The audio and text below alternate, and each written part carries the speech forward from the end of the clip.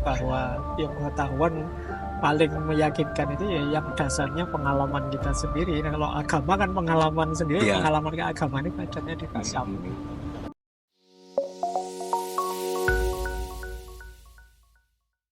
Assalamualaikum warahmatullahi wabarakatuh. Ini kebetulan kita dikunjungi Mas Faiz. Terima kasih banyak. Jauh-jauh dari Jogja ke Jakarta dan ya kita memanfaatkan waktu bincang-bincang dengan beliau. Kebetulan bersama kami hari ini. Ya kita tahu banyak hal ya tentang Mas Faiz ini dan mungkin saya mau tanya ini. Di antara filsafat kan sudah ngajar filsafat ini, filsafat itu, barat, Islam dan seterusnya. Yang mana yang paling berpengaruh dalam diri Mas Faiz? Ada nggak satu tokoh yang pengaruh luar biasa itu dalam diri Mas Faiz? Saya itu sebenarnya apa ya, orangnya agak eklektik. Maksudnya? Eklektik itu dari tokoh ini tak ambil apanya suka ini, tokoh itu suka ininya, tokoh itu. Kalau dari etos berfilsafatnya, saya banyak terpengaruh ini Socrates. Oh gitu. Jadi punya rasa ingin tahu besar. Kalau sudah penasaran, nggak bisa berhenti, ingin tahu terus ini terus itu. Oh gitu. Dari sisi etosnya itu, cuma dari sisi ide dan gagasan itu saya campur-campur. Jadi dari tokoh ini juga ininya, dari tokoh itu jadi kadang-kadang saya menyebutnya agak eklektik. Makanya saya sering mengilustrasikan ke teman-teman itu, saya provokasinya pokoknya kalian belajar sebanyak-banyaknya, seluas-luasnya. Ilmu atau wawasan itu kayak senjata. Tambah banyak wawasanmu, tambah banyak senjatamu. Jadi kan kita tidak tahu situasi apa yang kita hadapi. Nah, betul. Kadang-kadang harus pakai senjata ini. Kalau ketemu nasi ya pakai sendok, kalau ketemu pohon ya pakai kapak, kalau ketemu rambut ya pakai silet misalnya kayak gitu. Jadi karena kalau senjata kita cuma satu, nanti punyanya sendok, ya waktunya potong rambut pakai sendok juga. Nah, saya provokasi saya gitu biar teman-teman luas saja membacanya. Karena kalau di kita kan hari-hari ini juga generasi hari ini kan kadang urusan membaca ini kan agak perlu disemangati lagi. Iya betul. Semangat baca kita tidak terlalu tinggi. Apalagi semangat membacanya belum tumbuh, semangat bermedsosnya sehingga muncul banyak masalah gitu akhirnya. Jadi ya begitu, saya modelnya gitu ya. eklektik saja dari tokoh itu. Itu termasuk tokoh tasawuf? Iya, kalau dalam Islam itu saya sejak mahasiswa itu senang membaca Al-Munqidh Minadh-Dhalalnya Imam Ghazali. Oh, Imam Ghazali. Jadi semangat skeptisnya. Jadi beliau tidak mudah percaya dulu sebelum berargumen sendiri, membuktikan sendiri, mencari dasarnya sendiri. Itu bagi saya menarik. Al-Munqidh Minadh-Dhalal ya? Iya, jadi malah belum yang Ihya-nya. Oh belum. Belum Ihya-nya. Jadi Al-Munqidh itu dari semangat intelektual yang luar biasa. Jadi semangat eksplorasinya itu. Dan itu kalau tidak salah bukunya tipis kan? Tipis sekali. Makanya saya tertarik sejak mahasiswa itu. Ini orang kok menjelajahi ilmu macam-macam dengan semangatnya, dengan itunya. Tidak peduli bahwa ini sebenarnya masih luas, masih itu, pokoknya dia kejar terus menghabiskan banyak umurnya untuk menjelajahi macam-macam ilmu. Itu yang bagi saya mengagumkan. Dari sisi itunya tertarik dengan model skeptisnya Imam Ghazali. Itu sekali. Dan itu kalau tidak salah buku itu mana duluan dengan Maqasidul Falasafah? Mana duluan? Al-Munqidh sama Maqasid? Kelihatannya Al-Munqidh itu agak belakangan deh. Agak belakangan? Iya, karena saya melihat di Maqasid, di Al-Munqidh itu ya ada kayak di Maqasid itu ya, dijelaskan. Jadi kemungkinan dia agak belakangan. Iya, agak belakangan karena di belakang dia sudah menjelaskan finalnya pengetahuan, dia masuk ke ranah tasawuf. Itu berarti kan dia sudah menjelajah sampai ke ihya segala itu makanya. Ini semacam autobiografi yang ditulis pasca beliau menjelajahi banyak wawasan sampai berakhir di tasawuf. Tapi bagi saya ini menarik, saya justru tanya tokoh tasawuf ya, tapi yang justru yang disuguhkan justru Al-Munqidh Minadh-Dhalal. Ini seperti jawaban filsafat. Saya tanya tasawuf, jawabannya filsafat. Jadi itu agak tricky ya beliau itu ya. Jadi memang ya pada akhirnya ya di tasawuf.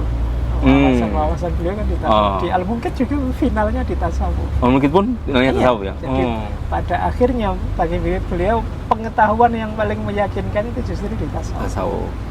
Kalau pengetahuan empiris kayak Barat nggak terlalu meyakinkan karena panca indera sering salah. Pengetahuan rasional para filosof kayak Ibnu Sina, Al-Farabi juga akal itu juga sering tricky juga, sering kejebak juga. Nah, pengetahuan kan beliau mengkritik batiniah, beliau mengkritik ada banyak sampai terakhir yang meyakinkan memang tasawuf. Itu pengetahuan yang langsung kita alami. Itu sederhananya kan itu pengetahuan yang sifatnya swa objek kita ngalami sendiri, itu bantahnya susah.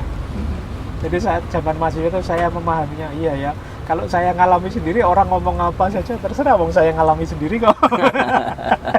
Saya merasakan sendiri kok.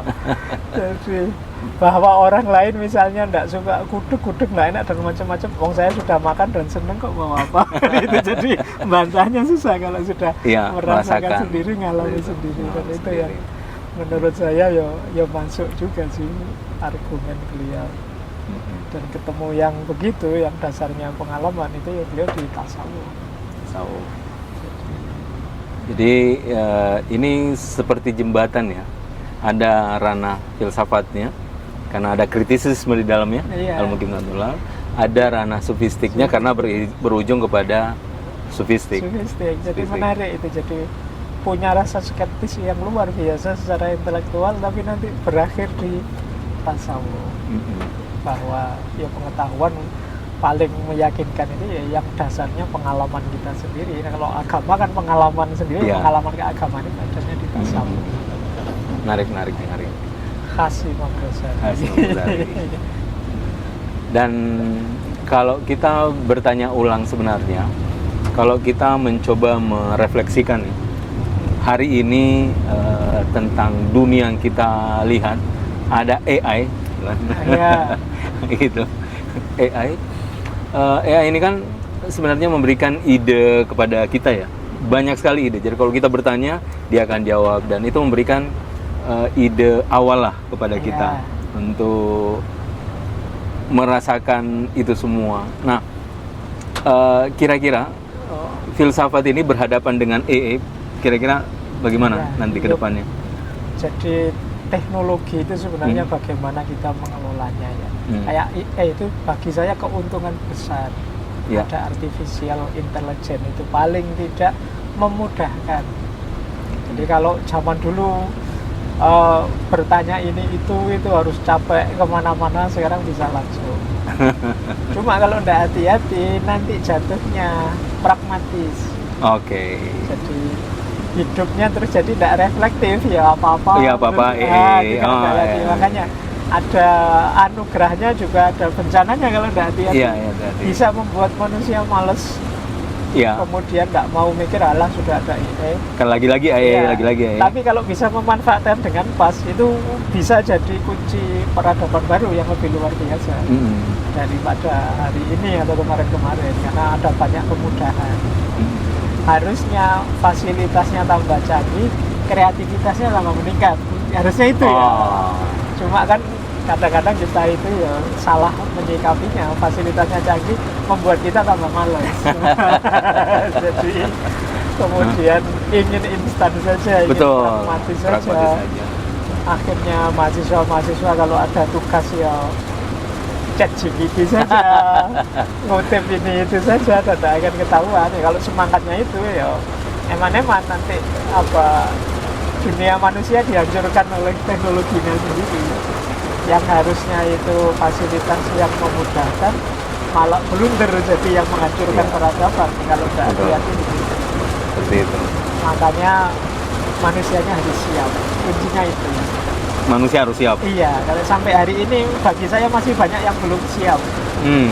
Kata dosen-dosen sekalipun banyak yang belum siap. Jadi ada yang anti sama sekali sama AI. Oh gitu ya? Iya, ada. Sama sekali tidak menggunakan. Ada yang kalau ngasih tugas mahasiswanya disuruh tulis tangan. Karena khawatir anak-anak dibela online. Padahal ditulis tangan pun kalau mereka ngecek online juga bisa saja.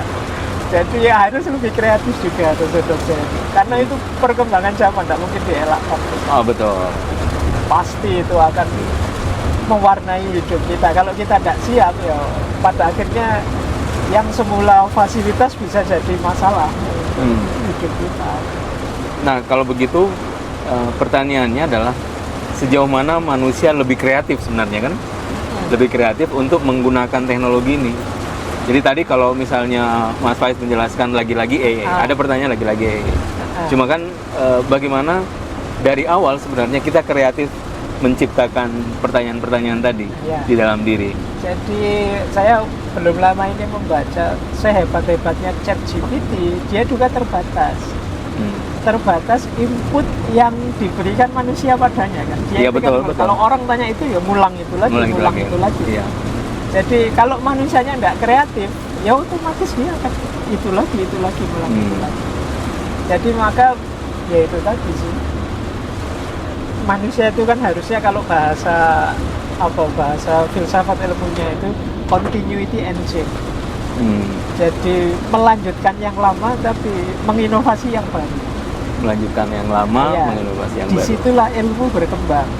Kalau hanya mengandalkan ChatGPT, yang terjadi ya hanya melanjutkan yang lama, muter-muter yang lama. Ya. Kalau tidak ditambah kreativitas, ya itu nanti hasilnya. Disitulah pentingnya kreativitas. Dia harus meneliti yang baru, menemukan yang baru. Kalau teori diulang-ulang masih mungkin, kalau data lapangan kan tidak mungkin diulang. Ya betul. Karena lapangan itu selalu berubah. Dunia ini selalu dinamis. Kalau kita tidak kreatif, ya jangan-jangan membaca fenomena hari ini dengan data lama. Iya. Di situ gunanya kita kreatif terus, melakukan inovasi terus. Karena kalau hanya mengandalkan ChatGPT, ChatGPT itu mengulang kita kan. Jadi dia merepetisi apa yang sudah kita berikan padanya. Nah, kalau kita berhenti di situ, ya hidup kita ya hanya hidup ulangan saja, tidak ada change-nya, tidak ada yang baru, tidak ada inovasi lagi. Itu kalau tidak disadari sejak sekarang, ya nanti mungkin ada banyak sarjana, ada banyak dokter, ada banyak orang pintar, tapi tidak banyak gagasan baru, tidak banyak ide baru, hanya muter-muter di situ saja. Nah, itu harus mulai dipikirkan, itu makanya orangnya harus siap. Kalau EI-nya tambahan luar biasa, ya mentalnya harus siap. Itu. Nah ini terakhir, karena Mas Faiz ini juga sering bicara tentang Rumi. Jadi kita ini kerumi-rumian. Nah, di antara quote yang Mas Faiz bahas ya berkali-kali tentang Rumi, puisi mana yang paling Mas Faiz senangi? Di antara ini, semuanya pasti bagus kan? Tapi di antara itu yang mana? Saya suka yang pasnya, saya tahu sampai lebih hafal ya, yang bahwa kita sering melihat manusia itu dari luarnya saja, tanahnya saja. Oh iya.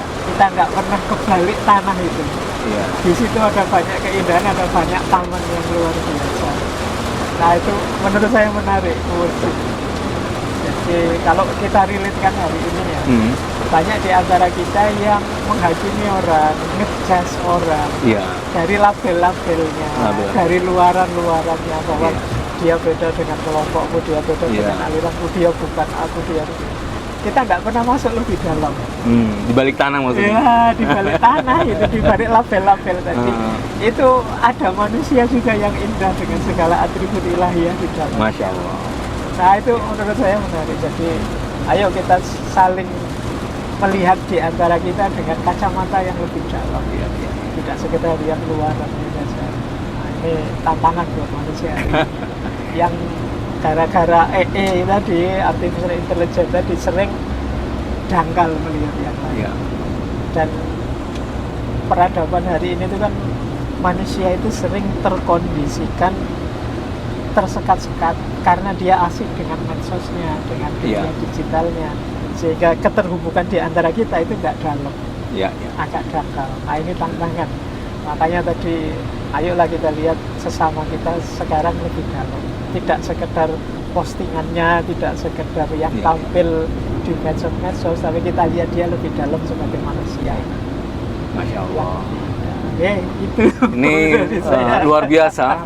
Saya merasakan kehangatan luar biasa Mas Faiz dengan puisi ini. Dan ini sebagai penutup, insya Allah kita doakan semoga Mas Faiz diberikan umur panjang, insya Allah senantiasa, dan insya Allah kita ketemu lagi ya. Insya Allah saya berkunjung ke Jogja. Terima kasih banyak. Assalamualaikum warahmatullahi wabarakatuh.